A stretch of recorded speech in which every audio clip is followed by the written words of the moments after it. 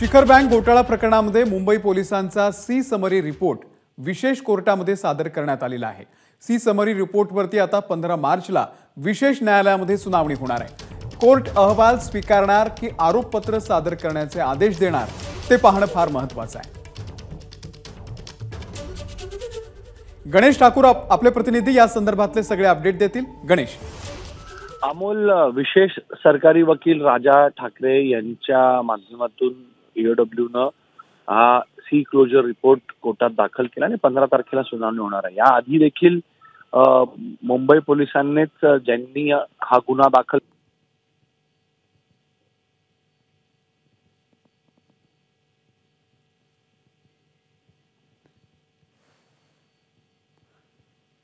गणेश यांच्याशी आपला संपर्क तुटलेला आहे, परंतु शिखर बँक घोटाळा प्रकरणामध्ये ही एक मोठी अपडेट आपल्याला दिसतेय। या प्रकरणामध्ये मुंबई पोलिसांचा सी समरी रिपोर्ट विशेष कोर्टामध्ये सादर करण्यात आला आणि आता या रिपोर्टवरती 15 मार्चला विशेष न्यायालयामध्ये सुनावणी होणार आहे। त्यामुळे कोर्ट हा अहवाल स्वीकारणार की आरोपपत्र सादर करणार, आरोपपत्र सादर करण्याचे आदेश देणार ते पाहणं फार औत्सुक्याचं आहे। पुन्हा एकदा जाऊयात गणेशकडे। गणेश, तुमचा आवाज फोन कट झाला होता, तुमचं बोलणं पूर्ण करा। अमोल, या आधी देखील अशाच प्रकारे क्लोजर रिपोर्ट मुंबई पोलिसांकडून कोर्टात दाखल करण्यात आली होती। 2022 मध्ये 21 मध्ये देखील अशा क्लोजर रिपोर्ट फाईल केले होते, पण त्यावेळेला अण्णा हजारे, शालिनीताई पाटील यांनी त्याला विरोध केला होता।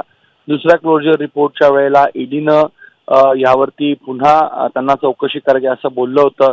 काही दिवसांपूर्वीच ईडीनं न्यायालयामध्ये जाऊन ह्या केस संदर्भातली माहिती मागितली आणि ह्या केसमध्ये पुढे त्यांना तपास करायचा आहे अशी माहिती दिली होती। मात्र आता ईओडब्ल्यूनं हा क्लोजर रिपोर्ट दाखल केल्यानंतर कोर्ट याला मान्य करतं का हे पाहावं लागेल। 25,000 कोटींचा घोटाळा आहे। सी समरी आपण केव्हा फाईल करतो? जेव्हा तपास होतो गुन्हा दाखल झाल्यानंतर आणि तपासामध्ये काही निष्पन्न होत नसतं त्यावेळेला पोलीस अधिकारी त्या प्रकरणांमध्ये सी समरी फाईल करून ह्या प्रकरणाला बंद करण्यात यावं अशी विनंती कोर्टाकडे करते। आता हा सगळा अधिकार कोर्टाचा आहे। कोर्ट ह्याला मान्य करतं का? कारण ईडीनं अद्याप ती केस क्लोज केली नाहीये।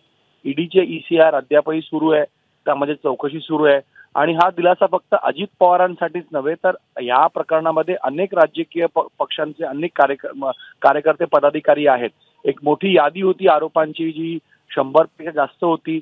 तर या सगळ्यांसाठी हा मोठा दिलासा आहे, कारण ईडी जो गुन्हा जो तपास करते त्याचा आधारच ईओडब्ल्यूची केस होती। आता ज्या इन्व्हेस्टिगेटिंग एजन्सीनं FIR आधी दाखल केली तीच एजन्सी जर म्हणत असेल की आता यामध्ये कोणतेही आरोप निष्पन्न करणं शक्य नाहीये तर ईडीला देखील पुढे तपास करण्यामध्ये निश्चितपणे अडचणी येतील, कारण याच्या केसच्या आधारेच त्यांनी ECIR रजिस्टर केला होता। म्हणून हे कोर्ट मान्य करेल तर ईडीच्या तपासाला देखील धक्का बसेल। निश्चित या संदर्भातले अपडेट गणेश तुमच्याकडून घेत राहू। तुर्तास धन्यवाद दिलेल्या या संपूर्ण माहितीबद्दल। ABP माझा, उघडा डोळे बघा नीट।